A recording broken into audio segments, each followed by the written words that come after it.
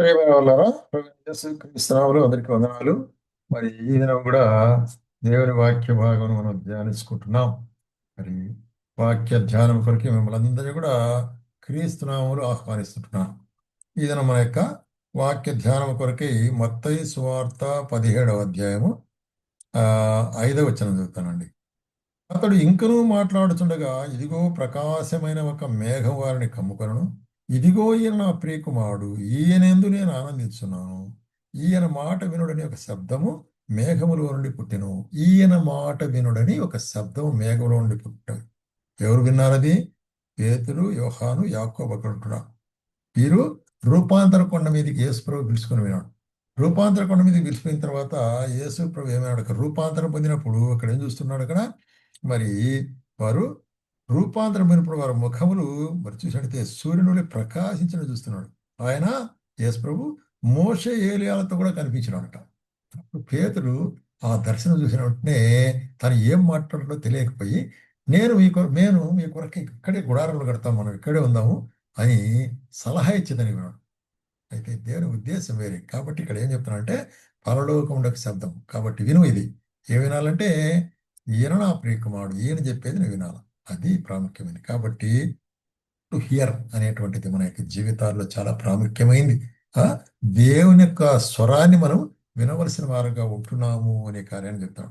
దాని ద్వారా మనకి ఏమి కలుగుతుంది అంటే, చూడండి, ఈ దేవుని యొక్క స్వరం అనేటువంటిది మనకు ఒక సంతోషాన్ని కలిగించేదిగా ఉంటుంది. చూడండి, మరి యోహాను సువార్త 3వ అధ్యాయము 29వ వచనంలో ఏమంటాడంటే, పెళ్లి కుమార్తె గలవాడు పెళ్లి కుమారుడు అయితే నిలబడి పెళ్లి కుమారుని స్వరము వినడి స్నేహితుడు ఆ పెళ్లి కుమారుని స్వరం విని మిక్కిలి సంతోషించును. కాబట్టి ఇక్కడ ఏం చెప్తున్నాడంటే, పెళ్లి కుమారుడు అంటే క్రీస్తు యేసు కొరకు ఒక అతను మరి పోల్చుకునే విషయంగా చూస్తున్నాం. పెళ్లి కుమార్తె అంటే సంఘం. కాబట్టి ఆయన విశ్వసించిన వారు లేక సంఘముగా పెళ్లి కుమార్తె ఉంటున్నారు. యేసు ప్రభు పెళ్లి కుమారుడు ఉంటాడు. అప్పుడు పెళ్లి కుమారుని కొరకై పెళ్లి కుమారుడు సిద్ధపడి ఉండి పెళ్లి కుమారుని స్వరం విన్న వెంటనే ఆమెకు ఎంతో సంతోషం అయిపోతుంది కదా. కాబట్టి కాచుకుని ఉన్నటువంటి పెళ్లి కుమార్తె పెళ్లి కుమారుని యొక్క స్వరం విన్నప్పుడు సంతోషపడుతుంది. కాబట్టి ఇక్కడ ఏమంటే పెళ్లి కుమారుడు స్వరం విని మిక్కిలి సంతోషించును. కాబట్టి సంతోషించే స్వరం ఇది. కాచుకునండి ఆయన స్వరానికి సంతోషించి. కాబట్టి ఇక్కడ ఏమంటున్నాడంటే మరి ఆ ఈయన సంతోషం పరిపూర్ణమైనది అనేటువంటి కార్యం. కాబట్టి ఆ విధంగా ఆయన యొక్క కార్యం ద్వారా మన సంతోషము పరిపూర్ణమైనదిగా ఉంటున్నది. తర్వాత మూడవదిగా మనం చూస్తున్నాము మరి యోహాను సువార్త 10వ అధ్యాయం 4వ వచనంలో ఏమంటాడంటే, ఆయన తన సొంత గొర్రెలన్నింటినీ వెలుపలికి నడిపించినప్పుడల్లా వాటికి ముందుగా నడుచును. గొర్రెలు అతని స్వరం ఎరుగును గనుక అతన్ని వెంబడించును. ఇక్కడ యేసు ప్రభు తాను గొర్రెల కాపరి, మనం గొర్రెలుగా పోల్చుకుంటున్నాడు. పోల్చి చెప్పేటప్పుడు ఏమంటాడంటే, మరి నేను మరి నా గొర్రెలు నేను ఎరుగుతున్నట్టున్నాడు. నా గొర్రెలు పేరు పెట్టి పిలుస్తా అంటున్నాడు. అంటే నిన్ను నన్ను మరి ఆయన గొర్రెలు ఆయన మందలో చేరిన నిన్ను నన్ను ఆయన మన పేరు కూడా ఆయన తెలుసు అన్నమాట. పేరు పెట్టి పిలిచేవాడు అనుకుంటున్నాడు. కాబట్టి మనం ఆయన్ను వెంబడించవలసి అనుకుంటున్నాం. అందుమాత్రం కాకుండా ఆయన మనకు ముందుగా నడిచేవాడు అనుకుంటున్నాడు. కాబట్టి ఆ గొర్రెలు ఆయన స్వరమును వినును. కాబట్టి ఏం వినాలా? ఆయన స్వరం, కాపరి స్వరం వినాలి మనం. కాపరి స్వరం వినకపోతే తప్పిపోతాం మార్గం. కాబట్టి మార్గం తప్పిపోకుండా ఉండాలంటే, సరైన మార్గంలో నడవాలంటే, భద్రతలో ఉండాలంటే కాపరి స్వరం వింటూ ఆయన్నే వెంబడిస్తూ పోవాలి. అది కాపరి స్వరం వినుట అనేటువంటి కార్యం. తర్వాత అపోస్తల కార్యములు 9వ అధ్యాయంలో మనం చూస్తున్నాం. ఇక్కడ వ్యక్తి మనకు బాగా తెలుసు. అపోస్తలుడైన పౌలు సౌలుగా ఉండేటప్పుడు సంఘాన్ని హింసిస్తూ మరి దమస్కు పోతుంటున్నాడు. అక్కడ ఉన్నటువంటి శిష్యులందరినీ బంధించాలని మార్గ మధ్యలో ఏమైంది? ఈ దేవుడు మరి క్రీస్తు ప్రత్యక్షమైపోయి అక్కడ ఏం చూస్తున్నాడంటే, మార్గ మధ్యంలో అకస్మాత్తుగా ఆకాశం నుండి ఒక వెలుగు అతని చుట్టూ ప్రకాశించను. అతడు నేల మీద పడి, సౌలా సౌలా నీ వీరులను హింసించున్నామని ఒక స్వరము పలుకుట వినను. కాబట్టి స్వరం వినాడు. కాబట్టి ఈ స్వరము మార్పు కలిగించే స్వరం.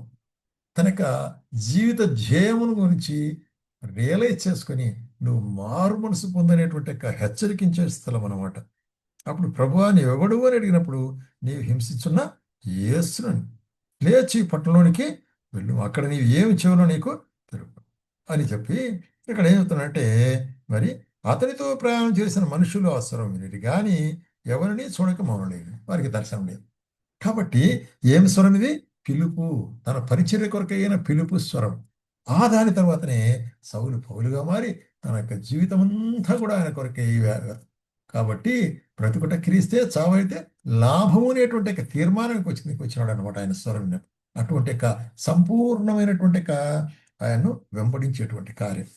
అలాగే మరి చూసినట్టయితే యోహాను దర్శనములు ప్రకటన గ్రంథంలో ఒక మాట చెప్తున్నాడు ఇక్కడ. లవోదిక సంఘాన్ని చెప్తూ, లవోదిక సంఘంలో విశ్వాసులు వెచ్చగానూ నులివెచ్చ చల్లగానైనా లేరు కాబట్టి నులివెచ్చగా ఉంటున్నారట. అది కాబట్టి నా నోటి నుంచి ఉమ్మివేస్తానంటాడు. కాబట్టి నులివెచ్చని స్థితి అపాయకరమైన స్థితి. అందుకే అక్కడ చెప్తూ ఏమంటున్నాడంటే, ఇదిగో నేను తలుపు వద్ద నిలిచి తట్టుచున్నాను, ఎవడైనను నా స్వరము విని తలుపు తీసినడలా నేను అతని ఎద్దకు వచ్చి అతనితో, నేను నాతో కూడా అతను భోజనం చేయడు. కాబట్టి ఫెలోషిప్, కాల్డ్ ఫర్ ఫెలోషిప్. ఏ స్వరం ఇది? ఆయన యొక్క సహవాసము గురించి యొక్క స్వరం. కాబట్టి ఆయన సహవాసంలో మనం నిలిచి ఉన్నట్లయితే ఆయన మనకు ఆహారం ఇచ్చేవాడుకుంటున్నాడు. ఆ యొక్క ఆహారం ద్వారా మనము బలపడే వాళ్ళకుంటున్నాం. మన ఆహారం ఏంటి? మన యొక్క విన్నపములు, విజ్ఞాపనలు, రోదనలు ఇవన్నీ ఆయన విని దానికి పరిహారం చేసేవాడుకుంటున్నాడు. కాబట్టి ఇటువంటి యొక్క స్వరము, కాబట్టి మొట్టమొదటి మనం చూసాము ఎటువంటి స్వరము, మరి పరలోకం ఉండి ఈయన నా ప్రియకుమారుడు అనేటువంటి స్వరం, క్రీస్తు కూడా హెచ్చించడం.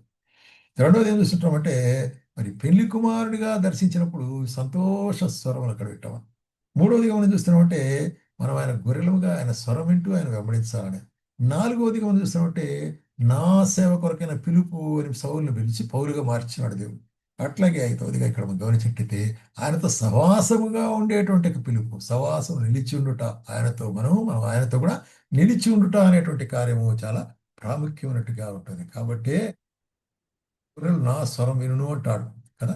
అంత మాత్రం కాకుండా ఏం చెప్తున్నాడు ఇక్కడ చూసినట్లయితే, మరి నా నా మాట ఏమంటాడు, కాబట్టి ఈయన నా ప్రియకుమారుడు, ఈయన మాట మీరు వినాలంటున్నాడు. కాబట్టి ఆయన మాటనే మనం వినవలసి అనుకుంటున్నాం. ఆ విధంగా వినుటకు ప్రభు మనకు సహాయం చేయనుగా.